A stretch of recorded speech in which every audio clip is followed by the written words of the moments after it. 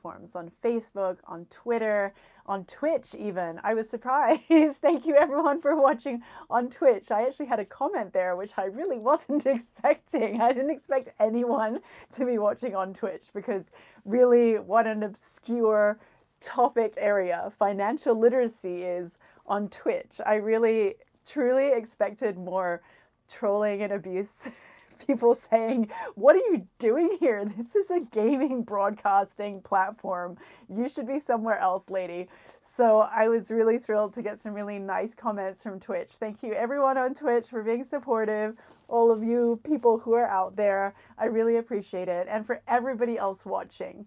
So just to let you know, if you can see only certain comments and you can hear me responding to others that you can't see, it's because HAPS puts all of the comments together and each individual platform will only show the comments that are on that platform. So Facebook only Facebook, Twitter only Twitter, that type of thing. Just so you know. I'm Raven and I am the founder of MoneyMind. Thank you so much for watching. What we have started to do is I have created MoneyMind's 5 financial pillars of 5 pillars, blah, 5 pillars of financial stability. And I created those for my own family. And once I created those for my own family, while we were going through my husband building a startup and me being supportive and us going through that whole startup journey, which I don't recommend, it's very stressful. I created these 5 pillars of financial stability for our family, and it allowed me to feel a little bit more empowered around personal finance, around all the gaps in knowledge that I realized that I had in just the basic areas of sort of foundational personal finance. I'm not talking about how to invest exactly or any of those complex areas of advice. None of this is advice. I am never going to be giving advice because I cannot, because I am not a financial advisor. And even if I was, I couldn't just be randomly giving like live advice to everybody. That's not how that works. But I am able to share from my experience what I had to struggle through and what I had to learn on this journey of figuring out how to manage my money more competently than I was, and feel, more importantly, confident about how I was managing my money. So there are plenty of people out there who are amazing at managing their money, and yay, we want to be like you, but are not. So I have had to learn. I have had to teach myself, and I have been very interested in how people do not only personal finance, but also build wealth and also create value in the marketplace, the mindsets and the types of ways of thinking that go with that. So I realized that the 5 pillars of financial stability that helped me to feel like I had the basic foundations covered are the pillars that I created in MoneyMind. Money mindsets, savings, budgeting, investing, and wills and legacy. Now, these 5 areas of money mindsets, savings, budgeting, investing, wills, and legacy, they're each able to be explored massively by anybody, right? If you really want to get really great at saving, really great at investing, really great at budgeting, it's up to us to decide exactly how we want to do that and what works for our style. But a lot of us are missing some of these pillars, or one, maybe the wills part. Maybe we don't save as much as we'd like. Maybe we don't budget at all, or think that a budget's too restrictive, or keep an eye on where our money's actually going. So maybe we are just kind of knowing that maybe we should do something in these areas, but we haven't actually gone ahead and implemented them. And as a result, things can get a little shaky when tough times hit or when we go through stressful experiences. Even if it's something like moving house or having to change to a new job or, relocating cities. And any type of stress that is external, that is going to make us feel destabilized, is going to start to reveal stresses in other areas of our lives. So, one of the things that has been coming up in my life recently is being taken for granted. And as a giver who created this program because I want to share it back to the world, and if it can benefit or have some impact on any one person's life, that's all I am dreaming of, really. If it has a tiny difference in your life when you're watching this, if you are a little bit more empowered, confident, or just engaged in your money matters as a result of anything that I do, then that is my purpose achieved, success, right? So as a giver who is constantly, loving giving back, loving sharing, I have had to be careful of how I have previously fallen into the traps of being an overgiver. And if you don't know about givers, takers, and matchers, there is a really good book called Give and Take by Adam Grant. And it is a game changer for people who are givers or give too much or taken advantage of or have soft boundaries or no boundaries. That book is worth reading for anyone who is a giver or wants to, even if takers or matchers, people who want to accelerate in their lives and understand how these reciprocity styles can be used to our advantage. Give and Take by Adam Grant is the book that details how to do that and how to implement it. So once I read this book, I realized that my boundaries were not as good as they could be. I started to implement better boundaries. I started to actually look at some of these taker traits, which is, just to clarify, takers are people who will serve themselves and serve themselves first, but it can go a little bit far. They look after themselves and sometimes can claim credit from other people. They will do things. A taker, typically, it's easy to spot if you're in like a Starbucks, right? Next time you're in a Starbucks, look out for the takers and givers. Givers will do things that have no benefit to like them, just because it's there. They'll be the people that, someone drops a napkin or a sign falls over. They'll pick it up for no reason other than they can, and it's helpful. And if somebody's going to do it, they might as well do it. A taker, in contrast, will do things if it benefits them. So if that sign has fallen, they'll just leave it. Someone else will pick it up, right? That's natural. But if there's someone there they want to impress, then if they want to seem generous, they will pick it up to show generosity because they benefit from seeming generous. So you'll sometimes find that a typical trait of givers and takers, when you speak to them. Hi, Clout9 and Adam. Hi, everyone. Thanks for joining. A typical trait of givers and takers is often I will hear givers saying, "Oh, I feel so either underappreciated or taken advantage of a lot in my life." Those are the types of things givers say. Takers will say, and I've heard this a lot, "I just don't know why my relationships don't work out. They seem to always end and quite abruptly, and bridges are burned." So takers have a lot of burnt bridges. And often they'll be ghosted because the givers or other people in their life will just get sick of the constant taking. And the takers will not realize that they're taking because, it's just a natural instinct for us to look after ourselves for most of us. And as a result, a lot of takers will just suddenly have their partners, people they're dating, friends, suddenly ghost them. And that is a sign that the people don't want to tell you, you're just a user and you're taking too much and you're taking advantage of me and you never give anything back. That's an extreme example, right? The workhorse in Animal Farm is a great example of a giver. I know horses are amazing, especially horses that work. But yes, different area, animal rights and everything. So with us in our personal lives, there are givers, takers, and there are matchers. Matchers want fairness. I help you, you help me. This is where givers and takers both want to kind of lean towards a little bit in terms of win-win. So I know plenty of takers who have said, actually, you know what? I want to do good in the world. I want to feel better about, life and everything, have solid relationships, and I want to be more respected in my world. And as a result of wanting those great things, they say, how do I do that? And they start to have more matcher traits. They start to say, I know that this is the way to have better relationships.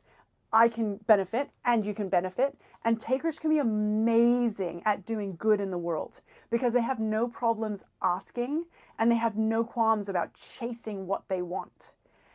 And if that's used correctly, they can do such amazing things because they don't have any feelings of lack of entitlement around saying, oh, I'm working for this charity, give me $10 million. And people are like, no. And they're like, you will do it. You will give us this. And here's why. And then people are like, okay, we will sort that out and get that to you.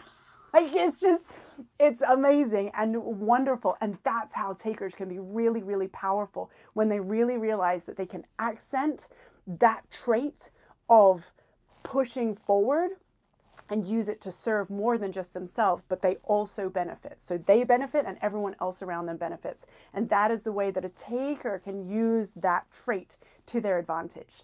Now, a giver, on the other hand, sometimes feels like disempowered about asking or about being aggressive, right? And so givers can benefit from having to learn better boundaries. And good morning, Happy Gora. Yes, Cloud9 motivates others, right? So givers can benefit from saying, okay, what I'm going to do is I'm going to say no more and really get clear on what I want and why I'm spending my time. Givers, if they imagine they only have like 10 pieces of something, how are you going to allocate that 10 pieces? Because a lot of givers will give away 20 pieces of their time and be left with nothing. And the things that are important, those 10 pieces, their family, their friends, their personal care, their self-care, goes in the garbage because priority will always be something that's more urgent or something that a taker is aggressively asking them for. So sometimes givers will find that they're always getting lumped with the work, or they're always being like past projects that other people don't want, but they don't realize that other people don't want it until they say, no, I'm not going to do this project. Why aren't you taking it? And the person says, oh, well, you just say yes to everything. So I thought I'd just fob it off on you. That kind of underappreciation can start to really wear on givers. And when they start to move more towards being a matcher, where it has to benefit the giver and other people, that's where the power in being a giver is. But it has to start with a very strong boundary setup for the givers, especially because there are more takers in the world than there are givers, right? It's natural human instinct. And so the takers will try and take, and if the givers don't have boundaries set up, they'll just give everything away and be left with nothing, right? And the takers will be like, oh, well, you offered. Like, what are you complaining about? You didn't have to offer. But the giver will feel like it is right or polite or good of them to offer, that they should give or they should serve. So at any level, if we're a giver, those boundaries, yes, if we don't have healthy structured boundaries, then we can deplete ourselves. Givers can deplete ourselves. And the takers can find that they have shabby or, relationships that are suffering as a result of the lack of awareness. So some takers will say, oh, apparently I treat everyone outside of my family great, but I treat my family like crap, or my closest friends like crap. And you won't necessarily see that with givers. Givers really make precious what's close to them, and they really nurture it.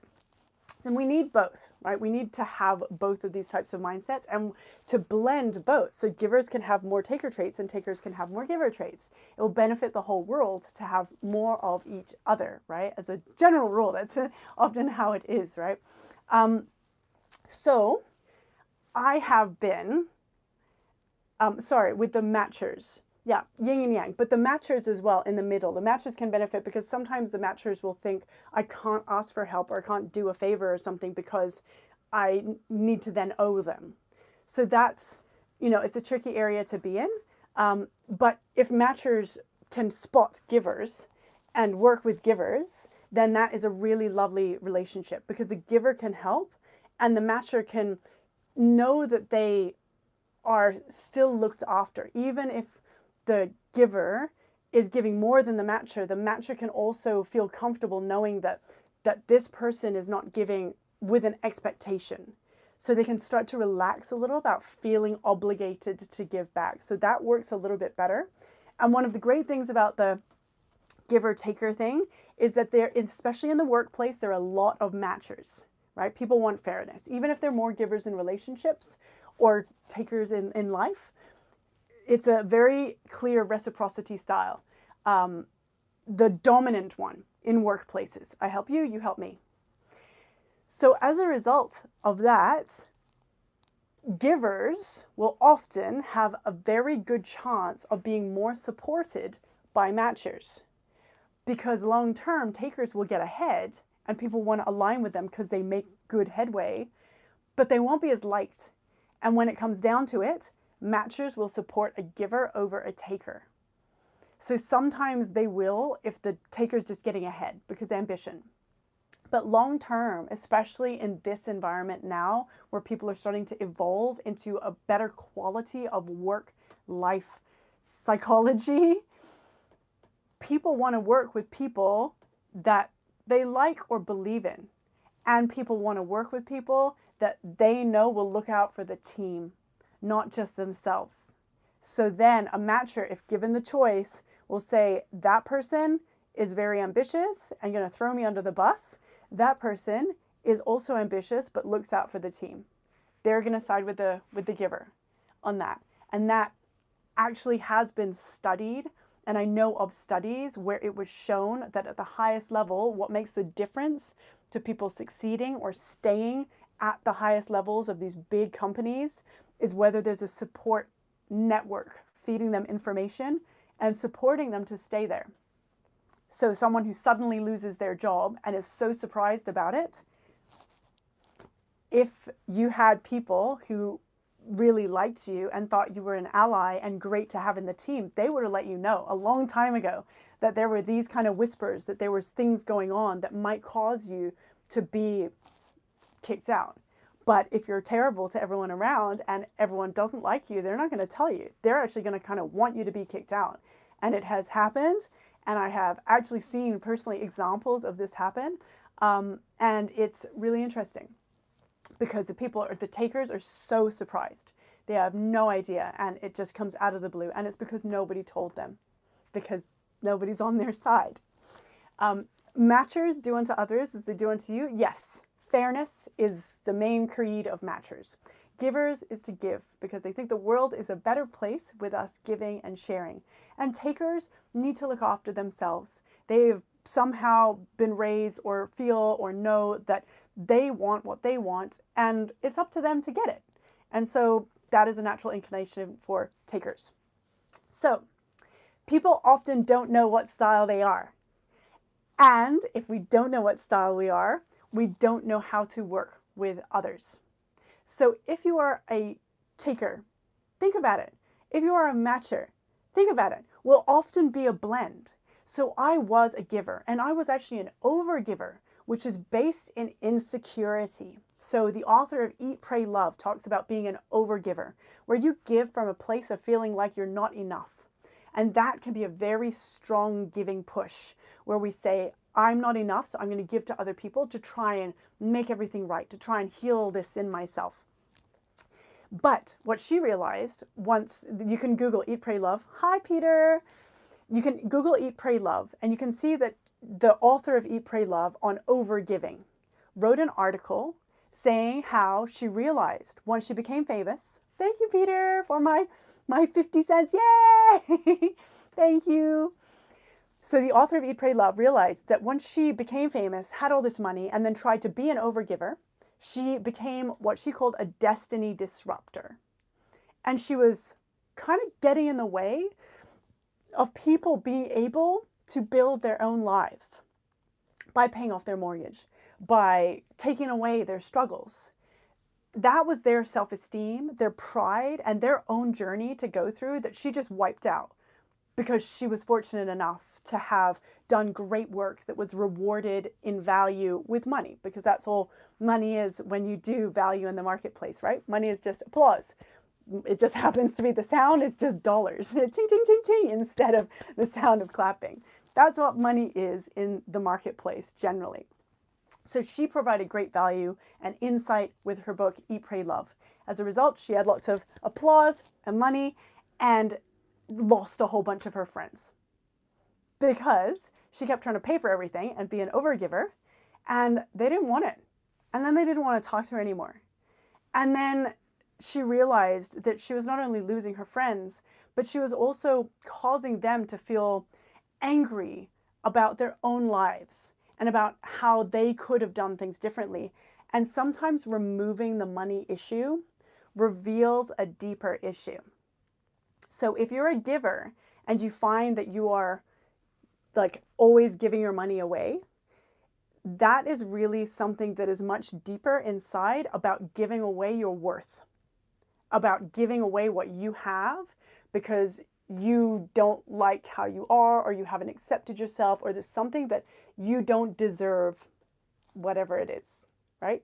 Whatever you associate with money, whether it's abundance, whether it's happiness, whether it's freedom, whether it's self-esteem, you don't deserve to have it, and so you're giving it away obsessively. Obviously, this doesn't count for just, normal life. I'm going to Starbucks and I'm giving. That is an exchange barter situation. I'm saying that if you are in a situation where you notice you have kind of extreme behaviors around money, they may be covering up deeper issues. And what this author realized is that when she wiped out those problems with money for her friends, the deeper issues arose, and they didn't want that. It was easier to have the money problem than it was to actually address the deeper problem. So the question here is to ask ourselves, are we a giver, a taker, or a matcher? I used to be an insecure overgiver, and that was annoying for people, I now realize, because I was always trying to give, and matchers would then hate me. Well, they wouldn't say that hate me, but just like matcher types would just hate that I was trying to force stuff on them that they didn't want to reciprocate. So if you're constantly trying to give and people are kind of getting annoyed, it's not because they don't appreciate your generosity. It's because they might be a matcher and they might think, I don't want to accept this from you because then I owe you something. So sometimes with matchers, if you say, oh, I'd love to buy this for you, and they say, oh no, really, I'd rather not, it may be a matcher who doesn't want to owe you, and that's fine. Then respect that and respect their style. If it's a giver who has problems receiving, which is very common, that's also fine. Respect their style.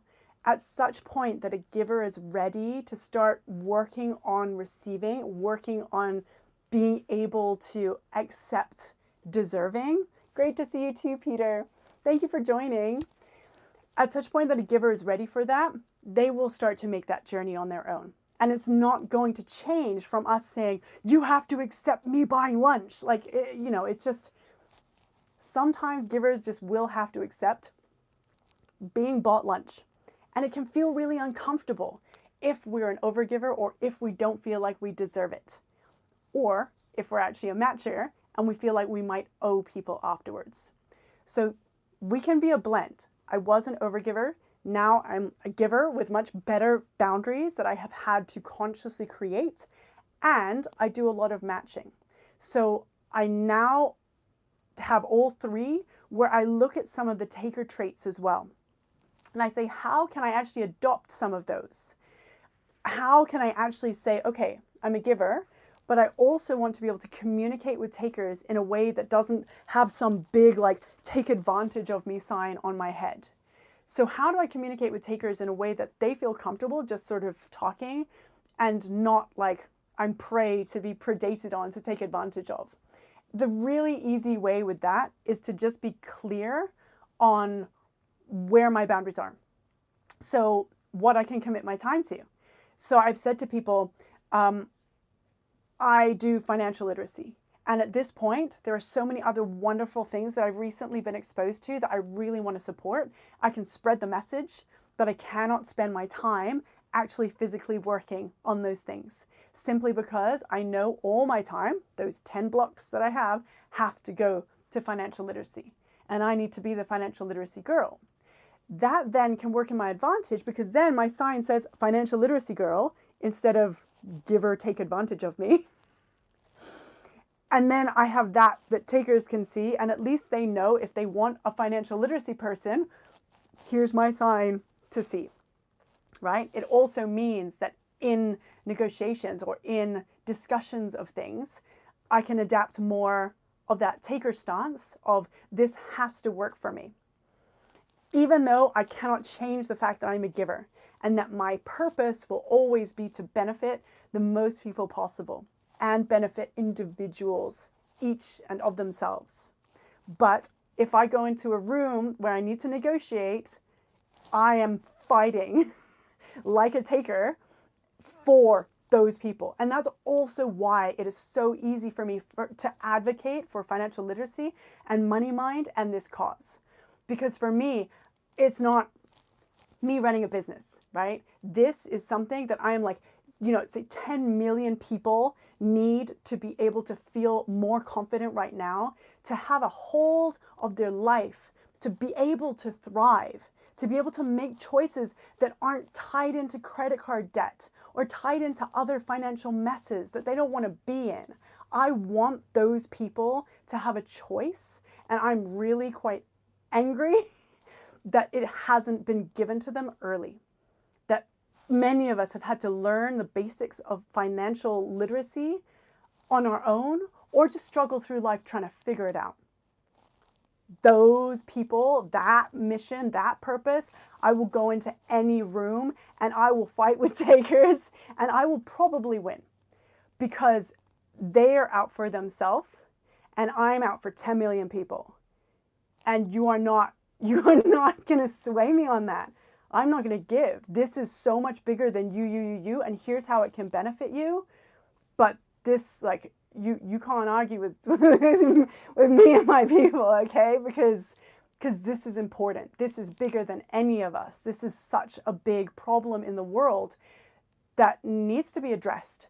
And that's why Money Mind was created. And that's why Money Mind is going to be going for social enterprise status. And it's going to be applying for SE Hong Kong and CE Mark UK and all of these other things that recognize it as being an impact business that is built to give back into the community and feed into itself and feed the community. And with the money that people pay to do the course, that then can go also into affiliate programs that feed affiliates that then have that side hustle to have more freedom in their own personal finance life.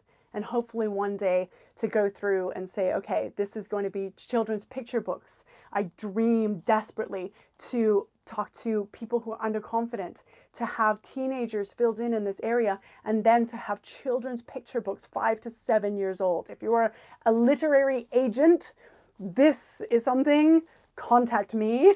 The email is contact@moneymind.global. A literary agent who wants to take this type of picture book concept series as big as possible. If you are like a full taker, aggressive, ambitious, money-focused literary agent, contact me. We will make you loads of money by empowering the world with financial literacy for children. So picture books for 5 to 7 years old on concepts like compound interest, on debt, on inflation, these types of things condensed for children so that they grow up just thinking that this type of financial literacy stuff is a given. That is my goal, my mission, my purpose is to change the world and the dynamic for just one person, but 10 million times, right? Yeah, small goals, Raven, way. Anyhow, the point is that moneymind.global is built for this. I know that this ramble has gone on to a few different directions. Thank you so much for listening and joining. And I wanted to leave you with this end summary part that we'll just do a little exercise here. So perhaps with this in mind, okay, Matchers, givers, and takers. Can we recognize our own style? Are we a matcher? Are we a giver? Are we a taker? Or are we a giver matcher? Are we a taker matcher? Are we a taker who's a giver who kind of flings back and forth? That's very unlikely. But what are we? What is our style? So once we can get eyes on, right, we kind of tend to know whether we have, oh, hi, yay, oh, yay, hi, Namal. Thank you for joining. So once we have eyes on our style, whether we're a taker, matcher, or giver, we can start to ask, where are we being taken for granted? Where are we taking others for granted? Where are we taking ourselves for granted, right? If we're a taker, are we taking members of our family for granted because they're there? If we're a giver, are we taking ourselves for granted and not paying enough attention to our needs, health, mental wellness, physical fitness? Are we neglecting areas? Are we taking ourselves for granted in some area? Matchers, are you taking areas for granted? That is less clear of an example of what you may experience in your life. But if we're a taker, if we're a giver, we can start to ask, where are we taking things for granted in our lives? And if we feel like we're being taken for granted, we can ask ourselves, like I had to do this week, it started popping up a lot. And I said, okay, I'm going to go to a kinesiology. I go to Kinesiology Asia in Hong Kong. Thank you, Michael. my ranting. Michael is used to my ranting. Thank you very much. But I go to Kinesiology Asia, and I highly recommend it to anyone who is interested in slightly different therapies. I use it for performance coaching now, where I used to do it for a lot of trauma release in the past. And I had a lot of stuff to work through, which we're not going to go into, but most of us have stored in our consciousness or psyche different things that have been struggles in our lives that have hurt us in some way. And clearing those things that are of the past, right, but live in our mind to keep us safe, those things, once we clear them, can just leave more space for us to do new things. And that's the point that I'm at, where I want to do performance coaching to clear and maintain, they're like my gardeners, okay? So they come in and they just sort of clear and maintain subconscious beliefs or things that don't serve me anymore. So I went to Kinesiology Asia, cleared out some of this. Why am I being taken for granted so much this week in just small different ways, but still, because I spot these things, right? I look for coincidences so that I can see where to improve or where to row my boat, right? And in the session of kinesiology, the question came up, where are you taking yourself for granted? And I was struggling between wanting to be more aggressive about things and giving too much. And I was falling into this kind of cycle where some part of me wanted to be extremely aggressive about Money Mind with all of my time. And the other part was like, but I want to have community and give back and share. And in the kinesiology, it was assimilating both together and saying, how can I accept where I am not only being taken advantage of or being taken for granted. Ooh, there's a hawk outside my window. I live like 50 floors up. Being taken for granted, but where am I taking myself for granted too? So the question we can ask is, I think it's similar to that meditation. Thank you, Eighth Man. Thank you, Michael. Yes, I'm glad that we're all uniting on this. Thank you. Everyone who unites, watches even just a minute of this. It is really something to tap our consciousness into each other for a shared purpose of, more good, giving back in the world, even just positivity, smiling, being together, like community, right? Nowadays, it's so important. So where am I taking myself for granted? Where am I taking others for granted? Here's a question too. Where am I taking my money for granted? So if we have this principle of givers, takers, and matchers, and we apply this question, where am I taking things for granted? Not just where am I being taken advantage of or taken for granted, where am I doing it? Turning it back on ourselves. It's very uncomfortable, but turning it back on ourselves, it's similar to that Naikan meditation, and I think it's Naikan, where you ask, I can't remember the 3 questions, I'm sorry, but you can look it up.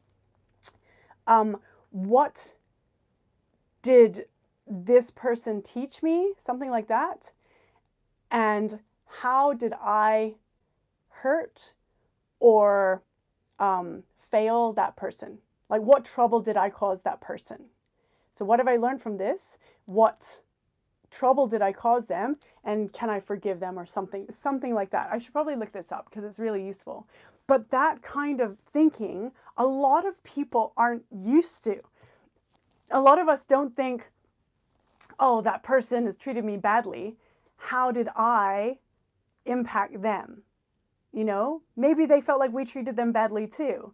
But we don't want to think that because we don't want to feel a judgment on ourselves. And sometimes we can apply this and asking without actually judging ourselves. Because judging ourselves, we don't need to do that. We don't need to do that anymore about our lives, our money, being a giver, being a taker. It just is how it is, right? My hair is dark, my eyebrows are hairy, got a mustache. Like, it just is how it is, man. Just leave the mustache alone. Mustache love. It's not something that we need to have a judgment about. You judge my mustache, it doesn't make any difference to me, right?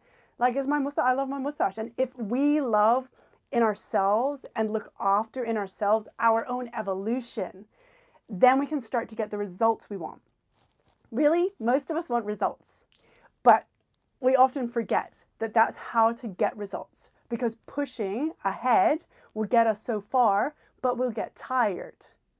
And when we start to look at the self-care part, how can I evolve more? How can I serve myself better? How can I give back in a more balanced way and accept my role as an interconnected part of society?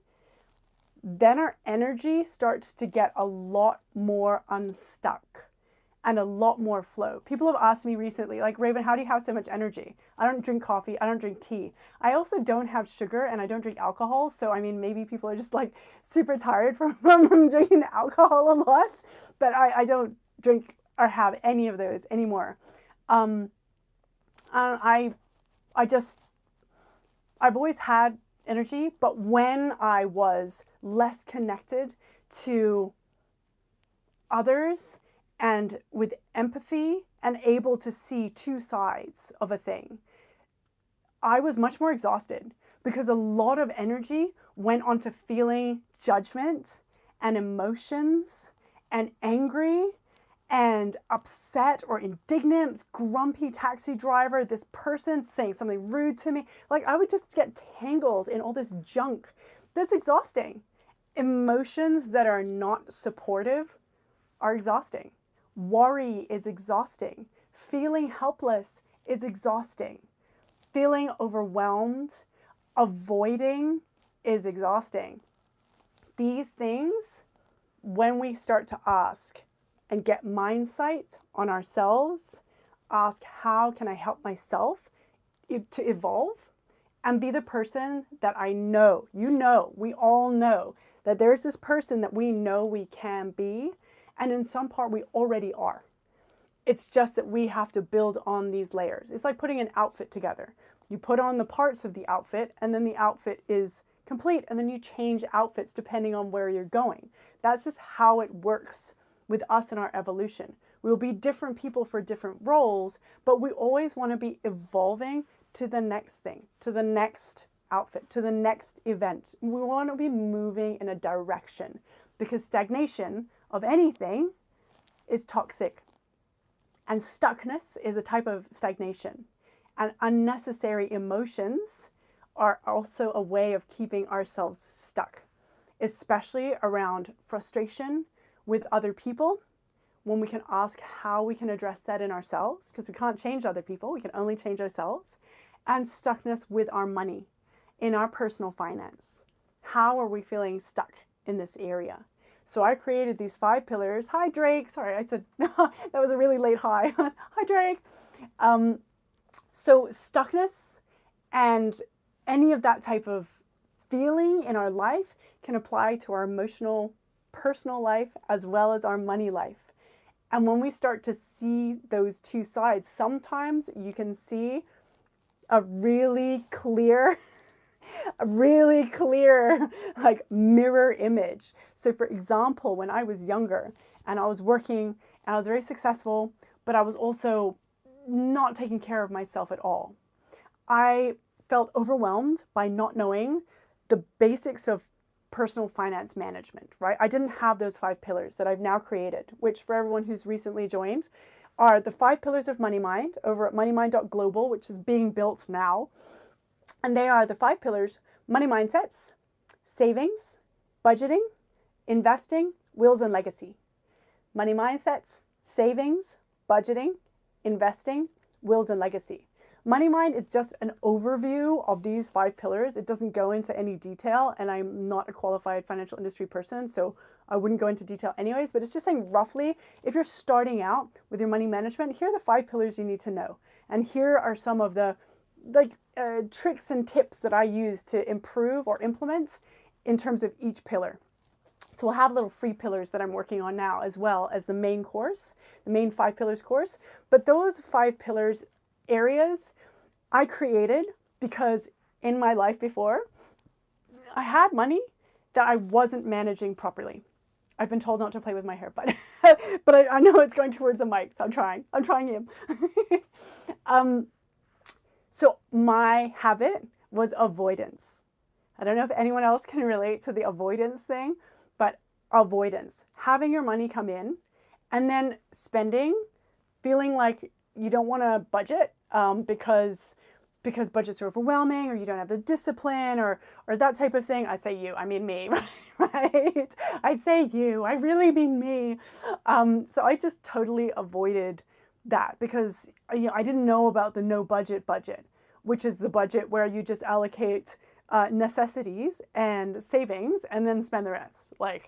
If I had known about that type of thing, I probably would have felt less overwhelmed about budgeting when I could just use the no budget, which is really just a structure to know where our money's going. That's it. So if we've never done any budgeting before, the way to start is to just track our outgoing expenses, not with any other parameters, just track what's being spent. I use an app called iExpense because you can take photos, and that's come in handy sometimes when we've left something in a taxi. And this, I do say I mean other people, specifically my husband. Okay, so I say I mean he. But when I was avoiding all of this stuff with my money, I was also avoiding my own personal life in terms of self-care, in terms of creating boundaries, in terms of looking after myself and getting to know myself. I had so much anger about just judgment of myself and low self-esteem and all these other things that, all that junk. And, remember, I was working and really full-time active in media when I was 19. So I was still, out of that young phase of all those emotions. And I avoided my personal life like I avoided my money. It was like a direct mirror because I didn't want to do the deep work of figuring out my scary bits that I would essentially just have to learn how to forgive and accept, let go of my own judgment. And with my money as well, I would have to let go of my own judgment around that too. So we'll often find that if we're taking ourselves for granted or we're taking something in our lives for granted, it's worth asking, does that reflect at all in our money, right? Is the money that we get that is the most important to us? Like say if for example, right, this may not be an actual example, but just off the top of my head, if we're noticing that we, for example, take the people in our lives for granted that are closest to us, and then we notice that our main income source, we don't bother tracking or budgeting or anything like that. And both of these are kind of shaky. Like maybe we don't have any savings, or maybe it's like, ugh. There's kind of a mirror with us not taking care of important things. We'll maybe take care of other people or party or enjoy our lives, but the important things in both that area of personal and that area of money could potentially be mirrored. And that sometimes happens. Hi, Upside Down Monk. That is a bizarre question. I don't know if that is trolling spam, but welcome if you are our first troll, because so far with Money Mind, we haven't had any trolls. So hello. Welcome. Thank you everyone for joining. Hopefully some of these questions are useful or helpful to you. Thank you for listening to my rants about changing the world and financial literacy. I am really passionate about this area, which is why I am moving into creating something that I can dedicate my life to in terms of making an impact. And fortunately, now that I have cleared a lot of my own personal issues around money in terms of avoidance, in terms of feeling like money is the root of all evil, which apparently is a misquote according to Dave Ramsey, but I don't know. But I started to think of other ways of looking at money. And so with that in mind, I started to look at it more like money is applause for doing something that people want or like. I mean, I'm happy that Amazon is there, like doing more of what it's doing, because frankly, I don't have time to go shopping for these things. I just like go on Amazon and like buy 3 things and then awesome, right? Yay, Amazon, right? I'm happy for you doing what you're doing. And I applaud you with money by spending a lot on Amazon, right? For forks or candle burner, like wax things. Oh, I've just started to do that. It's such a time consumer. Oh my God. So anyhow, when we're doing things that is creating value, we'll often have money in proportion to the value we provide. That's just a general rule. So with MoneyMind, moneymind.global, if you want to go check out the website, with MoneyMind, it's really about making the biggest impact, which is why I want to get a literary agent for these children's books. Because with that type of direction, I want them to make a lot of money from these children's books, because that to me translates into reach, because that means that those people are buying. They're saying, yes, I want this to help my child's entire financial life. I want to give them a good stand from the beginning when they're young, to help them feel like they have some control over their life. Things are getting harder. Digital payments don't like react in our brains the same way that cash payments do. People are starting to lose like feeling and emotional attachment to their money. And that's tricky. But I want one day people to be able to say, I'm a parent, I'm a relative, I care about the next generation, and this book I will pay you for, because this is going to help change and improve lives. And I want that money to go to my agent as much as possible, and publishers and everything. Like, just take the money, use the money, make more money, reach more people, because this message is important, and the money needs to then go back into creating more, right? So that's also part of the basis of like social enterprise as well, is to feed, I think it's like a minimum of 50% back into the business.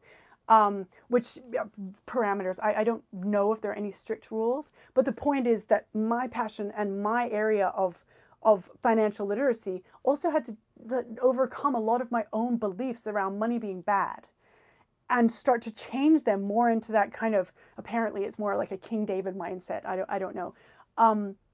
I watched a lot of Dave Ramsey when we were going through building a startup. I was like, this is really good to know. It's interesting to have other people's points of view, right? And also Susie Orman and all these other people who talk about these areas. Natalie Bacon is a great free podcast on mindsets and on expansion mindsets and money and building businesses as well. So I started to look at how I could think differently about money and how it could be used to feed simply and truly back into the community as a tool, right? It's like a service, but money as a service, if that makes any sense. So like, I'm not saying that I don't want to have loads of money. Like, don't get me wrong. That's totally not what I'm saying. I will have money and I will do things with my money, but I also want to create more opportunities for money cycles to flow back to other people while being created by those same people, right? Instead of like kind of not teach a man to fish, but create the opportunity for people to be able to feed it back into that cycle, which is, essentially like what businesses are really. It's people saying, I want this, you saying, I provide that, and it going around, right? So money as a service, right? As a tool to be able to serve people, as a tool to be able to say, here is opportunity that you can pay for. It goes back into creating more opportunity for others to pay for, and just rolls until, indefinitely. Essentially, indefinitely. And that's what I now view money as being very valuable for. So this business, that will be the money mindset and the parameters that this is all built with, because I really believe in this area. And I believe that if you just go for money, only from my own experience, this can be completely different for everyone else's experience, but in my experience, just working and having money with no connection or purpose or bigger thing that the money is serving, it feels like a kind of stuckness to me, which is like, I can spend this on stuff, but the benefit is so marginal. Like if I buy like a designer bag or something like that. Also, don't get me wrong, I'm not saying that I don't buy that stuff, but I just now buy a lot less, and I only buy like secondhand or pre-loved on Vestiaire Collective or the Real or something like that. Because I'm like, why would I spend more on that? I've started to become more selective about my spending. But I started to realize that just being able to buy what you want doesn't buy happiness. There is that phrase, like, those who say money can't buy happiness don't know where to shop. And I have friends who spending loads of money makes them super, super happy. For me, however, it wasn't really enough. It wasn't what I thought it was going to be. And I realized that I needed more from that money. I needed that tool to serve, not just go away, be there, grow bigger. Like, I understand why there's a lot of increase in impact investments, sustainability investments in a lot of areas that are going to make really huge differences to the world, because we want to feel like our money is actually going into something that will do good rather than just going somewhere. So that's quite interesting as in terms of how my mindset has shifted. And now I am no longer taking myself, taking my money for granted, and it's a really nice place to be. So hopefully this whole talk has been helpful to someone somewhere in terms of asking ourselves, are we taking areas of ourselves, our own lives for granted? Are we a giver, matcher, or taker? And if we are taking some part of our life for granted, are we also possibly taking money for granted in some area of our life too? Is that something that we can check in ourselves and just start to become more aware of what we're doing in our lives? It's called Mindsight, and it is using your own consciousness to go inside and start to get a eyes on how you are, why you do what you do, and whether you want to continue doing things that way. It gives us a choice once we can see. So that's really valuable. And more of what I want to be talking about, as well as money tied into our life and Money Mind as a course, which is in building. Thank you for all the support and patience, and will soon be available whenever it's available. But if you want to go and check out the website, it is moneymind.global, and moneymind.global is set up with the live broadcasts showing there on the side, and then a little bit of an idea about the brand and what it will be. And then you can see inside that there will be courses coming soon, which I'm working on, and frankly, they're taking ages, and I didn't expect that. So yes, but every time I do the trials and I do the tests, my wonderful testers, who are some of you as well, thank you so much everyone, are giving feedback that mean that I can apply and change and adapt, and that is also why it's taking longer. But every time it's getting better. So that's wonderful. Thank you everyone for joining. Check out moneymind.global. I'm Raven. I'm founder of Money Mind, and hopefully there's been something in here today that's helpful. I'll be back again soon. Thank you for